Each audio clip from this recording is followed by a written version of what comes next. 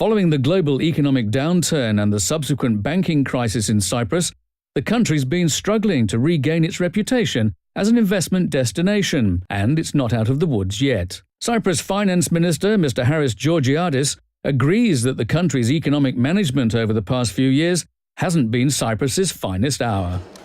No, it wasn't, and we have indeed received a reputational damage.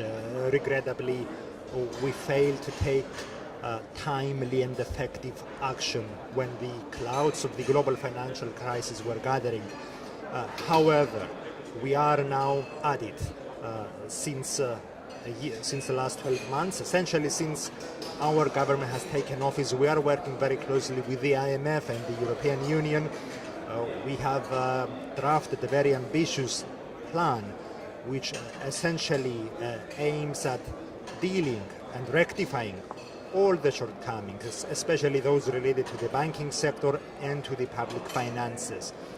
If I were to say it with two words, we are keeping everything that was healthy and strong, like our key industries, tourism, services, shipping, but we are at the same time correcting everything that was holding us back. Well, since you came to power, you must be thinking about, if you haven't already, put together a more robust business environment to attract businesses in Cyprus. Well, I don't think they had ever left, actually, despite the difficulties. So we are delighted that our international business remains much more is being offered by Cyprus. Essentially, we have created, or the private sector has created over the years, a very unique business hub, relying primarily on the excellent local expertise, our legal and administrative framework, and of course, let us remember that we are members of the European Union, members of the Eurozone, so this sense of confidence remains.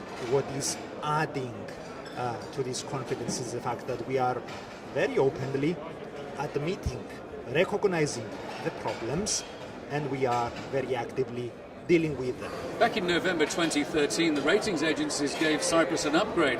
But was that enough after all the downgrades that Cyprus has had over the last 2 or 3 years? Well, I think so, yes. Cyprus was receiving downgrades for the last 3 years now. We already have the first upgrades under our belt. So this is a very positive indication. The IMF itself and the EU are closely monitoring our progress, and we have received successive positive reviews from them also. But what I value as the most important indicator is the one of the markets. The markets are actually offering a positive outlook on Cyprus, and what a better indication than the fact that the spreads on the Cypriot debt are now at their lowest since the last 3 years or so. So we know what needs to be done. We know what the markets and the investors need to see from us, and we are doing it.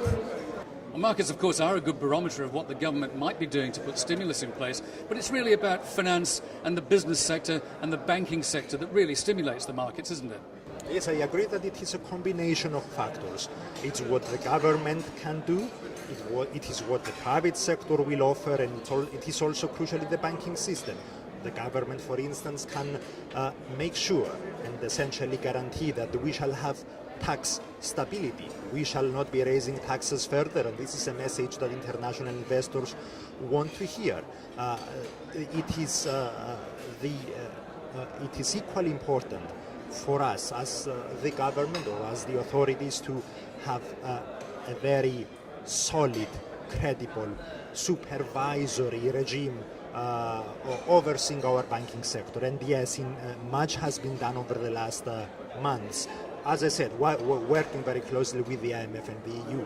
We have a smaller banking sector, but it is already a better structure, better supervised, better capitalized banking system, one which can regain the lost confidence and be in a position to serve the needs of the local economy, but also of the international business community. Let's look at SMEs for a second. SMEs, of course, are often the lifeblood of most countries' economies. They were hurt really badly by the restrictions that you put in place over the past few years. So what is it that you're doing now to try to ease those restrictions for SMEs and other corporations wanting to invest in Cyprus? Yes, I mean, we were obliged a year ago to impose some capital restrictions. Most have gone. All business transactions can be conducted essentially without any restrictions. All new money coming into the economy is free from any restrictions. So it's much better now than it was a year ago. We are also trying to offer additional or supplementary sources of financing because it has to be said, the problem which remains and will take more time to fix is the fact that credit lines have been severed. So we are working closely with the EIB, the European Investment Bank, for instance. We are hopeful that the EBRD will also be operating in Cyprus, and this will give that little push that is needed at this time in order for credit lines to be re-established.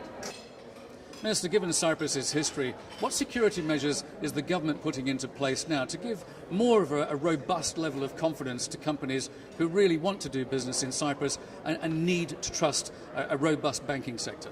The best guarantee and the best safeguard is actually to do whatever is necessary to work closely with the IMF and the EU, as we are doing now, to lay the foundations for a much more viable economic model and a much healthier banking sector. That's what will provide the safeguards and the guarantees, together with tax stability, together with the creation of a business-friendly environment. And this is essentially all these are elements of the multi-level effort that we as a government are spearheading during the last year.